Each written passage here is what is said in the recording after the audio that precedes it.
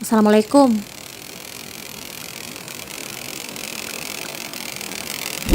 Lo tahu itu suara apa? Apalagi tuh kalau bukan suara binatang tercaper di dunia ini. Gue heran deh sama kecoa. Maksudnya tuh lu ngapain gitu terbang?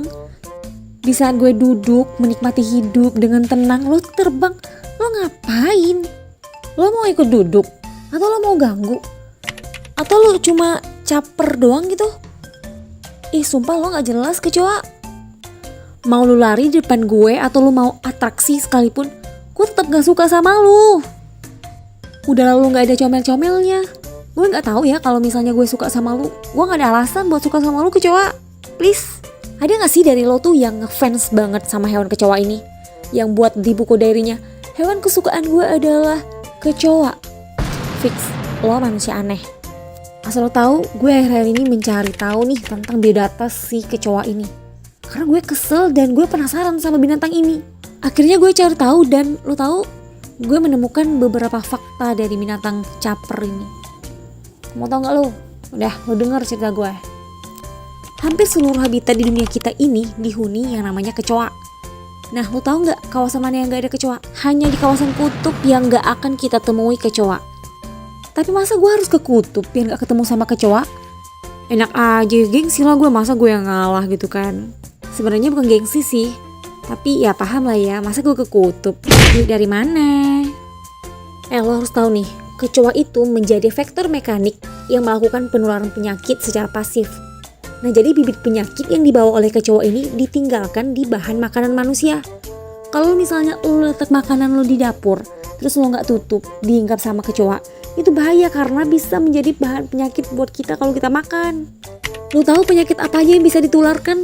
Nih, TBC, tipus, asma, kolera, hepatitis, masih ada lagi penyakit-penyakit lainnya.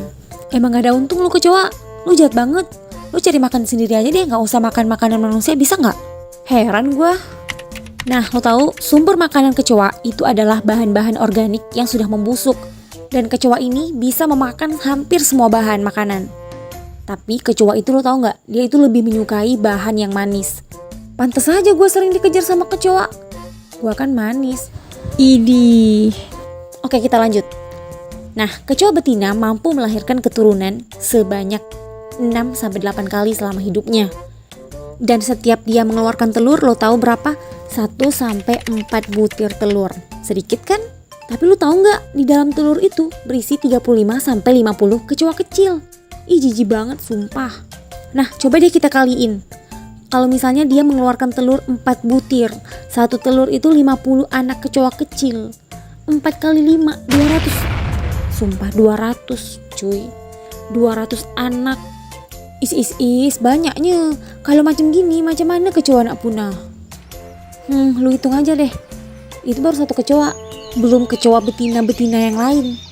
Lo tahu, spesies kecoa ini di dunia ini tercatat lebih dari 4.500 yang diidentifikasi. Banyak amat boy.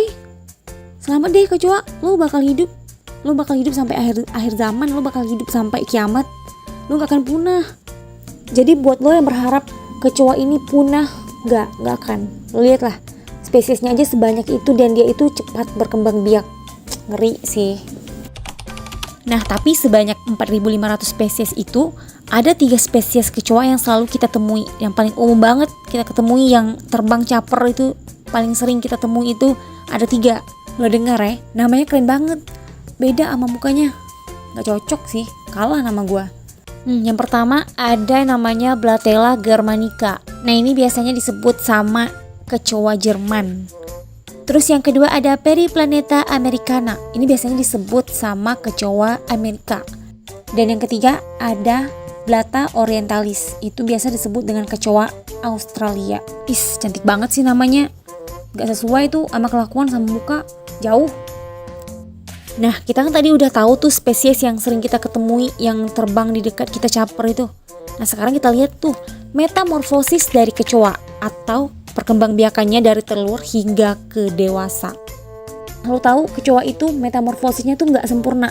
Kalau lo belajar biologi atau lo belajar IPA, lo pasti tahu tuh metamorfosis nggak sempurna itu seperti apa. kalau metamorfosis sempurna itu, lo lihat ya, contohnya tuh kupu-kupu. Dari awal dia menetas, dia jadi ulet, jelek dan menjijikkan. Tapi setelah dia dewasa, tuh dia jadi kupu-kupu yang cantik banget, yang dipuji, yang disukai banyak orang. Itu namanya metamorfosis sempurna. Nah, hewan caper ini, kecoa ini, dia itu metamorfosisnya gak sempurna. Karena dari kecil hingga dewasa, sama aja, dia gak ada beda. Dari kecil hingga dewasa, kecoa tetaplah jelek. Oke, kita lanjut. Nah sekarang, lo tau gak berapa lama sih kecoa itu berkembang biak? Dari mulai dia telur sampai dewasa, dia itu memakan waktu berapa lama? Jadi setiap spesies itu beda-beda guys. Kita lihat nih, kalau kecoa Jerman, itu dia berkembang biak 40 sampai 125 hari. 125 hari, ya sekitaran 4 bulan lah pokoknya. Dari mulai telur sampai dewasa 4 bulan. Nah terus ada lagi nanti yang menetas terus. Ujung-ujungnya emang ya dia kan emang gak akan punah ya sampai kiamat, lupa gua. Terus selanjutnya kecoa Amerika. Inilah kecoa yang selalu gue temui, benci banget gue sumpah. Nah kecoa Amerika ini dia itu 400 hari sampai 600 hari. Jadi dari mulai telur sampai ke dewasa itu dia menghabiskan waktu 600 hari, lama juga ya. Ya daripada yang tadi 125 hari udah berkembang biak mulu, ini 600 hari lumayan lah lama. Dan kecoa Australia itu berkembang biaknya itu dari telur sampai dewasa 150 hari. Oke sekarang kita lanjut, kita mau lihat fakta dari kecoa. Lo bakal tercengang sih kalau yang belum tahu. Kalau udah tahu ya nggak apa-apa sih, nonton aja.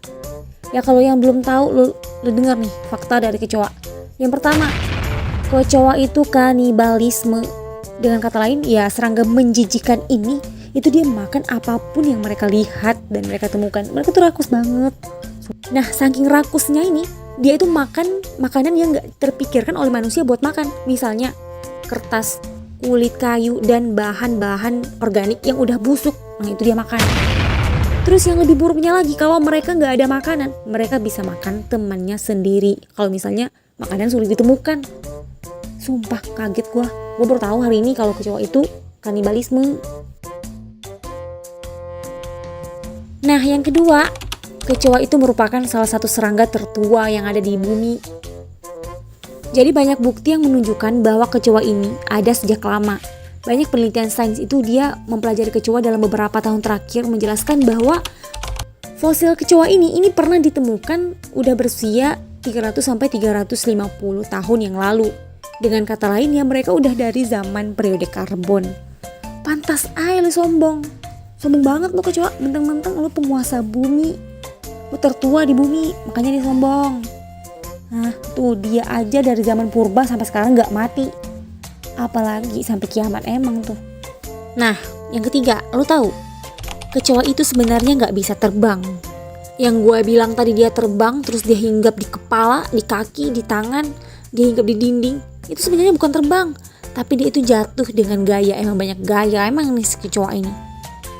Meskipun ada sih jenis kecoa yang memiliki sayap dan gak sedikit juga dari mereka tuh bisa terbang. Tapi ya terbang mereka itu ya sekedar meluncur dan mengepakkan untuk jarak pendek dan waktu singkat doang. Udahlah kecoa lo jangan sombong, gue udah tahu rahasia lo. Sombong amat deh. Nah sekarang lo harus tahu kelebihan kecoa. Emang ya kalau orang udah benci itu mau kelebihan seperti apapun tetap aja tertutup sama keburukan. Tapi kelebihan kecoa ini ada sih. Yang pertama lo tau apa? Pergerakan. Nah, kecoa ini mampu bergerak dengan cepat pada permukaan yang gak rata. Jadi kemampuan ini dapat dimiliki kecoa karena kakinya tuh gak panjang terus miring dan bersudut rendah. Jadi model kakinya ini memungkinkan kecoa mampu melewati tempat yang lebih sempit dari ukuran tubuhnya. Memang sih keren juga sih kecoa. Dan kemudian kecoa ini mampu berlari mencapai 5,4 km per jam. Pantas aja kalau lari itu cepet banget, tiba-tiba hilang, baru mau ditangkap hilang. Karena itu tadi, dia itu punya kelebihan pergerakannya cepat banget. Nah kemudian kecoa ini dia mampu berjalan dimanapun tempat, di dinding, di pohon, di langit-langit, semuanya dia bisa karena kukunya itu bercakar guys. Kemudian kecoa ini bisa hidup tanpa kepala, ini sering banget sih didengar. Jadi dia bisa hidup tanpa kepala selama 1 minggu, 1 pekan.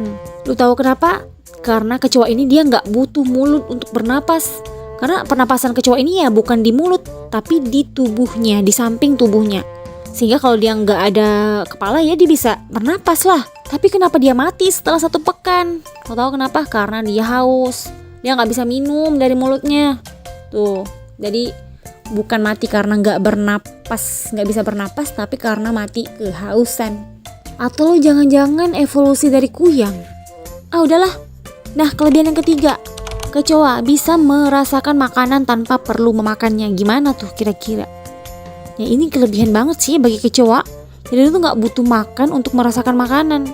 Jadi kecoa ini memiliki indera perasa berupa rambut atau juga dikenal sebagai rambut rasa yang terletak di sekujur tubuh, kaki, sayap, dan sekitar mulutnya. Jadi rambut rasa ini sama aja sama lidah manusia. Berarti kalau kaki kecoa udah hinggap di makanan, artinya kecoa udah merasakan makanan tersebut. Emang ajaib sih kaki kecoa nih. Next, kecoa susah mati. Iya, kecoa susah mati. Jadi tubuhnya itu kuat banget. Udah kuat, fleksibel, dan daya tahan hidupnya itu tinggi. Jadi kecoa itu bisa beradaptasi di lingkungan manapun. Lo bayangin aja, lingkungan kotor aja dia mampu, apalagi lingkungan yang biasa-biasa aja. Pokoknya dia di mana-mana aja di hidup. Termasuk kalau ada pestisida aja dia masih bisa hidup. Memang kocak banget loh kecoa. Nah, jadi itulah beberapa gue nggak tahu lagi, mungkin banyak lagi sih kelebihan dari kecoa. Cuman bahas itu doang yang menurut gue tuh wow banget dan gue baru tahu. Oke sih, gue apresiasi sih kelebihan si kecoa ini. Walaupun dia caper, ya setiap makhluk itu memang punya kelebihan dan kekurangan. Termasuk kita juga sama. Kenapa gue tiba-tiba jadi bijak gini ya? Apa gara-gara bahas kecoa? Nah sekarang lo tahu kecoa itu punya peran untuk bumi kita. Apa perannya? Yang pertama itu sumber makanan bagi berbagai hewan. Jadi kecoa ini merupakan sumber makanan yang tinggi protein. Nah kecoa ini penting banget dalam rantai makanan. Lo tahu rantai makanan kan? Rantai makanan itu yang kita pelajari di SD tuh. Mana di mana padi-padi kita dimakan sama tikus. Tuh rantai makanan tuh. Jadi rantai makanan kita tuh harus seimbang. Kalau misalnya nggak seimbang bahaya, nanti ekosistem kita tuh terganggu. Nah spesies hewan yang menjadikan kecoa ini sebagai sumber makanannya itu ada burung, kemudian kadal, tikus, hingga berbagai serangga karnivora yang memakan kecoa ini. Nah kemudian yang terakhir, kecoa ini dia membantu tanaman untuk tumbuh. Jadi kecoa ini merupakan dekomposer atau hewan pengurai karena makanannya berupa bahan organik yang telah membusuk seperti bangkai hewan. Jadi bahan organik ini dipecah oleh kecoa dan dapat diubah menjadi nutrisi dalam bentuk feses yang mengandung protein, asam amino, dan nitrogen. Nah kemudian kandungan feses kecoa, lo tau feses nggak? Feses itu tai. Jadi kandungan tai dari kecoa ini digunakan untuk tumbuhan sebagai sumber nutriennya. Udah itulah cerita tentang kecoa. Semoga lo gak benci-benci amat ya sama kecoa. Tapi gue benci memang sih karena dia buat gue kaget. Udah itu sekian dari gue. Makasih buat lo udah nonton. Jangan lupa subscribe, like, dan komen. Bye bye, sampai jumpa lagi di video selanjutnya. Assalamualaikum.